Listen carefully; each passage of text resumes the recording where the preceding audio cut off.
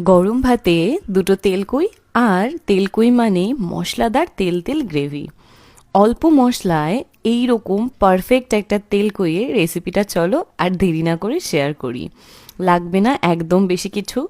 প্রথমেই মাছগুলোকে ভালো করে ধুয়ে কেটে পরিষ্কার করে নিয়েছি, যদিও বাজার থেকেই কেটে দিয়েছে আর মা আমাকে ভালো করে ধুয়ে দিয়েছে। আর তারপর নুন হলুদ দিয়ে মাখিয়ে 10 মিনিট রেস্টে রেখে দেবো মাছগুলো। এবার অন্যদিকে একটা মশলা তৈরি করব। নিয়েছি শিলনোড়াতে আদা, গোটা জিরে আর বেশ খানিকটা শুকনো লঙ্কা। আজকে তেলকুই বানানোর জন্য তেল ছাড়াও এটাই হলো মেন মশলা।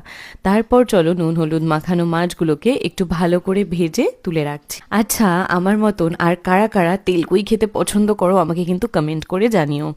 যেহেতু মাছ ভাজার সময় একটু বেশি তেলই নিয়েছিলাম, তাই আর তেল অ্যাড করিনি। সেই তেলেই কালো জিরে দিয়ে দিলাম টমেটো পেস্ট। সেটার কাঁচা গন্ধ চলে যাওয়া অবধি ভেজে সেই মশলাটা দিয়ে নুন হলুদ অ্যাড করে এবার কষিয়ে যেতে হবে। যত কষাবো রং চেঞ্জ হবে, দেখতেই পাচ্ছ কতটা ডার্ক হয়েছে, তবে এখনও কিন্তু কষানো হয়নি।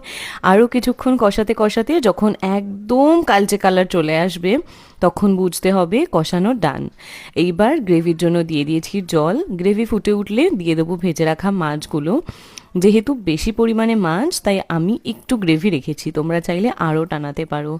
আর এটা খেতে জাস্ট অসাধারণ হয়েছিল। আমার এই সহজ রেসিপিটা তোমাদের কেমন লাগলো আমাকে কিন্তু অবশ্যই কমেন্টে জানিও।